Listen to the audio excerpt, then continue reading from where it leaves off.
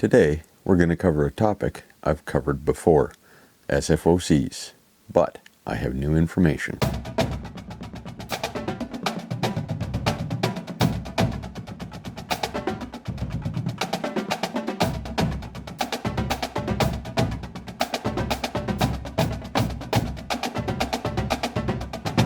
Hey guys, welcome to the video. Hope you're doing well. If this is your first time here, welcome. My name is Mike and I'm a Transport Canada certified advanced drone pilot. If you've been here before, welcome back. Now I usually try not to put out two talking head videos in a row, but with the weather we're experiencing right now, I can't fly. Wind speeds and temperatures at altitude are out of my allowed tolerances, so you're stuck with my mug for another video. Hopefully, I will be able to get behind the control sticks again really soon and provide some prettier footage. Anyhow, almost a year ago now, March 2022, I put out a video covering the SFOC application process as I understood it at the time. I'll leave a link in the description if you want to watch that video too. Anyways, summer of 2022, I was contracted to fly an advertised event and needed to apply for an SFOC. So I set to work and contacted the appropriate government department and received an email back with the SFOC compliance matrix that I had to fill out, along with a list of paperwork they wanted to see. Now the compliance matrix was intimidating and I misunderstood what they were asking me to do, so I spent several hours answering questions.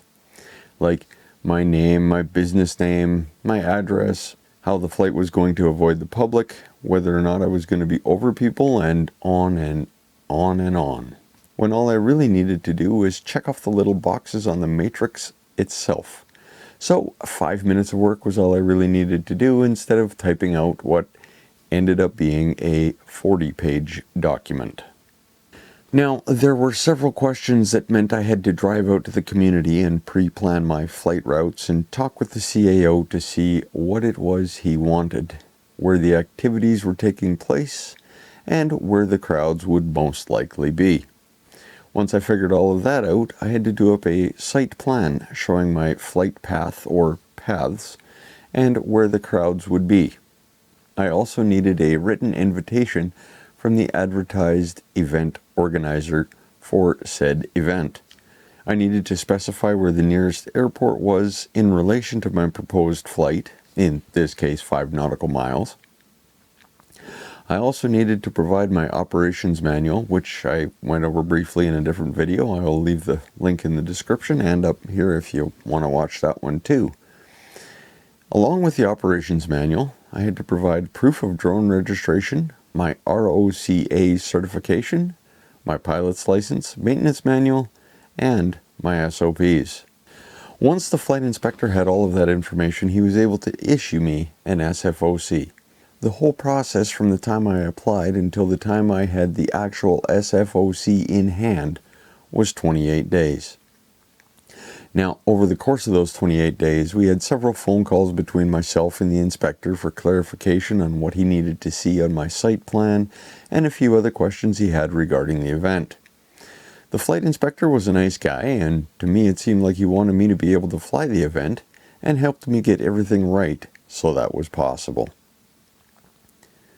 If you're curious what was needed on the site plan, landing and takeoff zones, flight paths, and where the crowds would be in relation to my proposed flight path. So hopefully you got some useful information out of this video. If you did, feel free to share it with a friend who you think might enjoy the video or find it useful. On your way out of the video, if you don't mind, click or tap on one of the thumbs, preferably the one pointed in the upwards direction. Doesn't cost you a dime, but it does let me and YouTube know I'm doing a good job. You can also follow Gradient Imaging on some of the other social media platforms like Facebook, Instagram, and TikTok if you want. I've left the links in the description, but until next time, bye-bye.